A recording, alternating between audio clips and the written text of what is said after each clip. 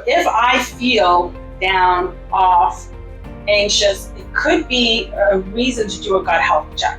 Let me make sure I'm doing well. Am I eating the right foods? Am I meditating? Am I sleeping? Because it could be that the gut health is affecting mental health. We know that mental health affects gut health affects mental health, and that is a very, very important gut health check-in. Hello, everybody, and welcome back to the Good Gut Feeling Podcast, where we digest modern medicine with old world wisdom. Today, another exciting topic. But before we get started, just a little bit of business. This podcast and all our previous episodes and all our future episodes are for educational purposes only. There's a lot of great stuff. Use it, share it, please. But remember, it does not take the place of recommendations from your healthcare practitioner. What are we going to do today? We're going to do a gut health check. How healthy is your digestive system? What signs can you look for? What self-analysis can you do to determine if you have a healthy gut? Because the digestive system is so broad, and there's so many important functions of the digestive system. How do we know if our gut is healthy? How do we know? So I'm going to talk about a few different things that we can look at, basic things. Some things are clearly related to digestion. Maybe you're doing those already, but maybe you're not exactly sure what to look for. And other things that maybe not so obviously related to the digestive system, but really are. So how do we know? How do we know without going to the doctor, without getting a test? And how do we know that whether we should be going to the doctor or a functional medicine provider or any kind of practitioner who deals with holistic health, natural health, functional medicine? How are we going to know when is the right time to trigger a visit? When is the right time to check in and make a change myself? Number one, pain. Is there any pain? Because pain is not normal. Pain is very common. I said this before. Pain is common. Pain is not normal. Now, if you stub your toe and your toe hurts, well, that's pretty clear where that's coming from. Most likely that is not related to digestive health. However, if there's a pain in the abdominal area, so remember, the abdomen, also known as the belly, and some people call it the stomach, but it's really the whole area between the pelvis and the chest. So below the diaphragm, above the pelvis is the abdomen. There's a ton of stuff in there, a ton of organs, intestine, stomach, spleen, liver, gallbladder, and more. A ton of organs. And sometimes the area that hurts is clearly related to that body part. Like, for example, if you have a pain in your right upper area of your abdomen, which is on the right side below your rib cage, that may be gallbladder. That could be gallbladder because that's the location. Gallbladder is very common. Gallbladder issues are very common. However, it's not exact. I mean, you can't always pinpoint, okay, it hurts right here. What's that organ? It's not always like that. So sometimes the pain can be vague. That's number one. Number two, there's certain pain that's like, means there's a very big problem, and there's certain pain that can wait. So if the pain is obviously excruciating, if it's causing nausea or vomiting, if the belly is super hard, that is not pain that should wait. That is likely an emergency. Most pain is not like that. Most pain is dull pain, is uncomfortable pain, is worse after eating, is sometimes crampy. Those pains typically are non-emergencies unless they are associated with those warning signs that I mentioned. So pain, any kind of pain in there, something is probably not normal with the digestion, although there are other organs there. There are other organs, so might not be, but likely, because the most common places that we have issues when it comes to pain is the gallbladder, the stomach, and the small intestine, and the large intestine. All digestive organs are very, very common areas where people experience pain. The pain, again, could be somewhere in the middle, it could be somewhere on the side. It gives an idea, but it's not exact. Number two, so number one is pain. Number two, another check-in to know something is not okay is how do you feel after you eat? So ideally, food is energy, so you should feel amazing. You should feel great.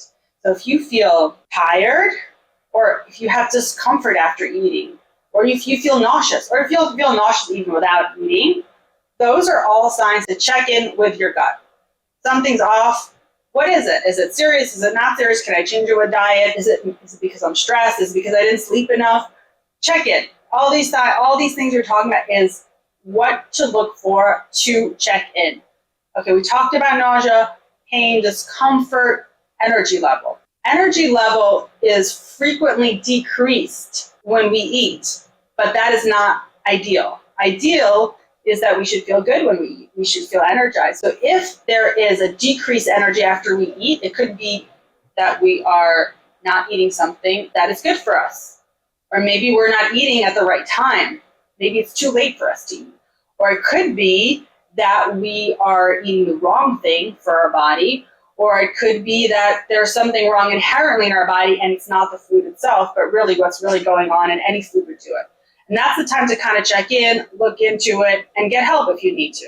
Any kind of feeling I don't feel good after I eat is a sign there's something off. That's a gut health check.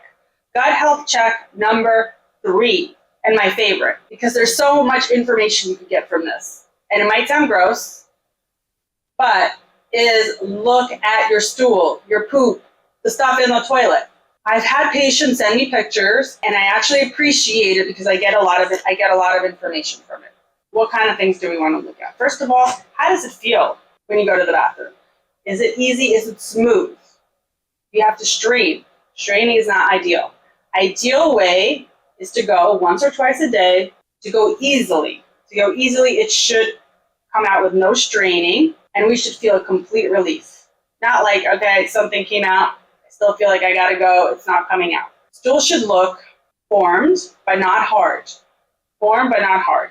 So it should be like a nice shaped sausage, if you will. And ideally it should come out as one, maybe 2 pieces, but it shouldn't be like little pebbles. That is usually a sign that the stool is too hard.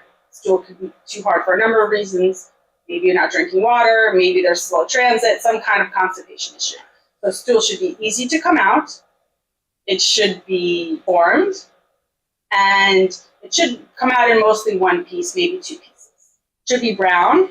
Sometimes stool can be discolored based on foods that we eat. One in particular is beets. Beets can make stool like pink, fuchsia, reddish.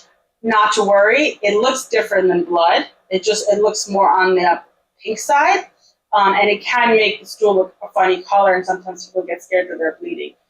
Food can do that, but for the most part, food is usually well digested, and by the time it comes out, when it starts mixing with all the bacteria and bile, it comes out as brown, and it should be brown. If it's very light, if it's a light color, could be a sign there's a problem with the gallbladder or the liver. So it shouldn't be like clay colored, it should be brown. And be different shades of brown, should not be black. Black stool can be old blood. It's not black and hard, typically. Black and hard can be sometimes from supplements, like iron is classic, and that can cause stools to look black. But it should be like black and tarry and mushy and doesn't smell good. That could be blood.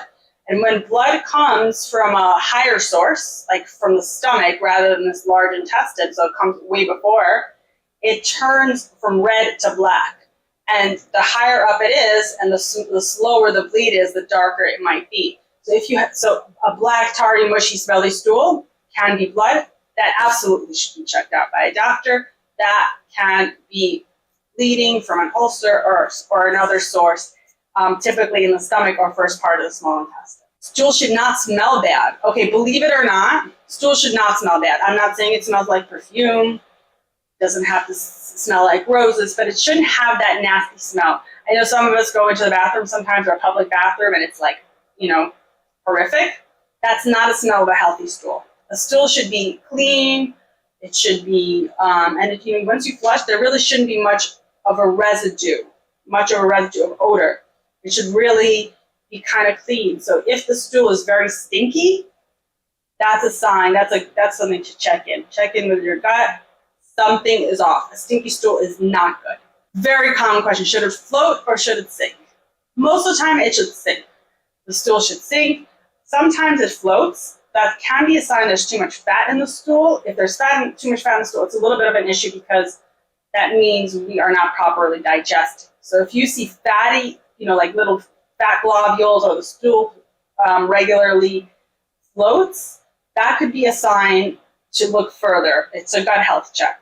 Is the stool It should be brown, it should sink, it should come out easily, once or twice a day. It should be smooth, not like pebbles and too many indentations, because that can also be significant for constipation, too hard of a stool. And most important thing about stool is that it should come easily. It should come easily. We shouldn't have to strain. We shouldn't have to push too hard. We shouldn't have urgency. Like, yes, you should feel you have to go. We need to know we have to go. But it shouldn't be like I'm running to the toilet because then I can't make it. That's not a healthy stool. Healthy stool should have a feeling like you have to go and you have the time to go. And it should be easy and smooth and you don't have to sit there for an hour. And it should be once or twice a day. So check in with your stool. Stool check-in, super, super important. Now, there are other things that are not clearly so related to gut health, such as infections. If someone is having chronic infections, could be their gut health is not good. That's the number 4 check-in. I think we're on number 4, is how good is your immunity? How good is your immunity? Because a lot of the immune system is in the gut. So if someone is having a lot of infection, it's time to check in and say, hey, how good is my microbiome? How good are those bugs? Are the good bugs in good shape? Are they robust? Is it diverse? Because that actually adds to our immunity. And sometimes doing things that affect our gut in a negative way, such as antibiotics, which really decrease some of the good bugs a lot of the time, and especially chronic antibiotics can do a lot of damage to the gut microbiome, it can affect our immunity. So if someone's having infections, even if the infections are not digestive infections, I mean, yes, if they're digestive infections, could it be that I just caught a bug? Yes, it could be that you just caught a bug, but maybe if your immune system was great, you could have been exposed but been able to fight it. So sometimes, yes, it is true.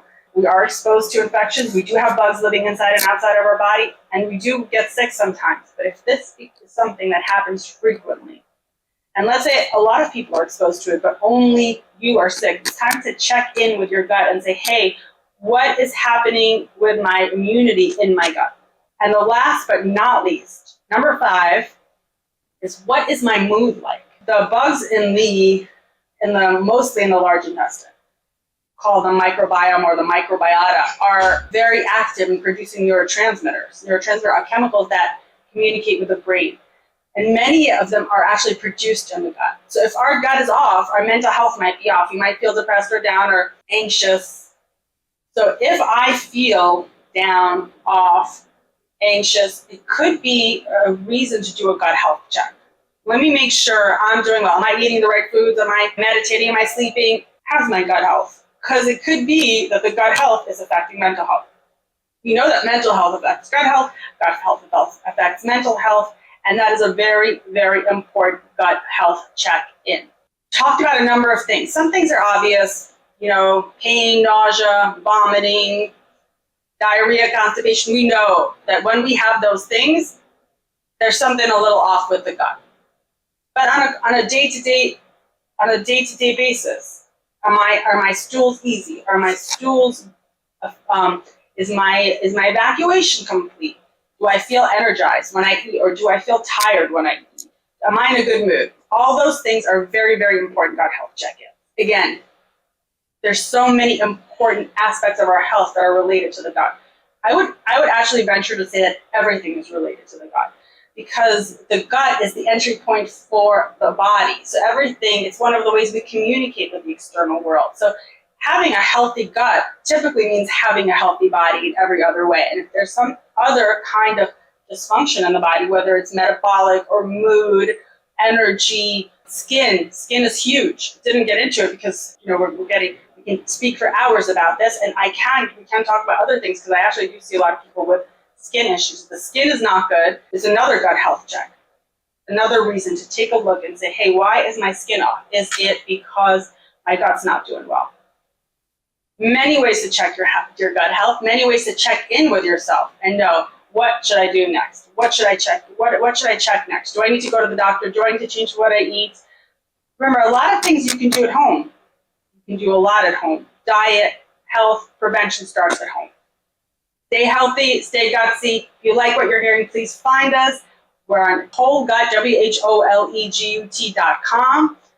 Feel free to reach out, set up a consultation, read a lot of content we have on our website. We have lots of free content. Sign up your email, follow and like us, and subscribe. Have a great day. Stay healthy, stay gutsy, and I'll see you guys next week.